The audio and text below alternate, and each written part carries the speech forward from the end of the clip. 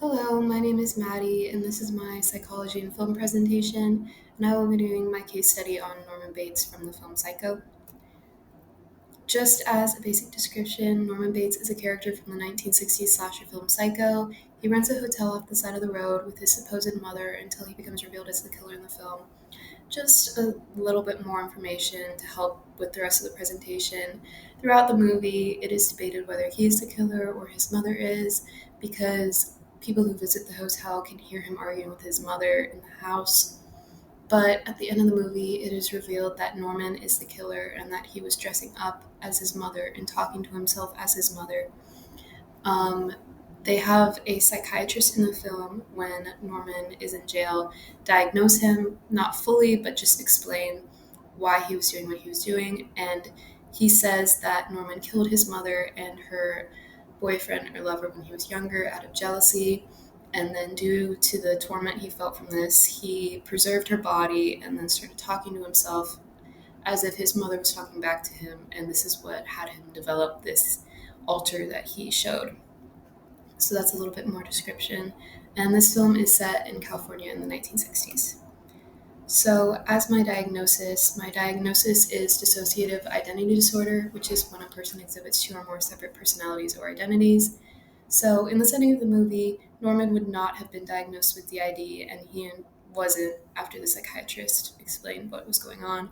It wasn't recognized by the DSM until the 1980s, even though there had been cases of it.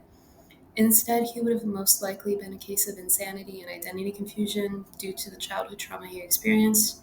And this disorder is not commonly diagnosed in all cultures due to the intrinsic nature of chronic dissociation to remain hidden and a reference mainly to the avoidance and denial of negative emotions. It's just not something people really feel comfortable talking about. And some stigmas associated with this disorder in our culture include just suspicion regarding the validity of the symptoms due to the fact that they are so internal, and also the inability to fully understand the disorder due to just how complex it is.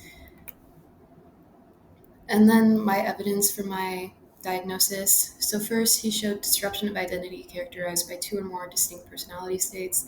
And this is displayed at the end of the movie when his internal narration in the jail cell is just his mother's voice blaming him for the murders that occurred. And then he shows a sign of only one alter, and the prevalence of this is 48.57%, as seen in the research study by Neuropsychiatric Disease and Treatment. And then another symptom he shows is clinically significant distress or impairment in social functioning. And this is shown during his awkward and unnerving interactions with Marion Crane before he murders her. He just says things that you wouldn't if you didn't have impairment in your social functioning.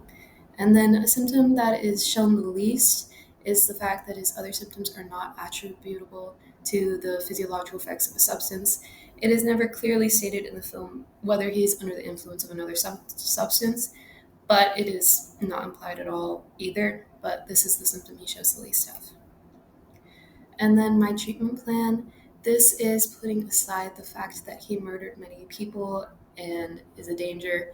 But my proposed treatment plan would begin with moving Norman to a comfortable but secure location, then focusing on working with traumatic memories and tolerating, processing, and integrating past trauma. After he is rehabilitated and learned to better handle this internal stress he is having, he will be moved to a separate location where people would not know him or what he had done and carefully placed back into society, again, parting the part where he is charged with murder. Some ethical concerns with this treatment are forcefully making him relive traumatic memories and then also putting other civilians in danger by his release back into society. And then some societal barriers would be the debate between helping him or just letting him stay in jail in his current state. A bit of a broader perspective about the film, this disorder is accurately portrayed in reference to the symptoms, so like identity distortion and the multiple identities. However, the violence he displays is not an aspect of the ID and is inaccurate. Overall, portrayal of disorders in film can heavily influence viewer perception through either the villainization or heroic nature of the person who carries the disorder, and in this case, it was more of a villainization, but I do not believe that was on purpose. And then this is my sources. Thank you.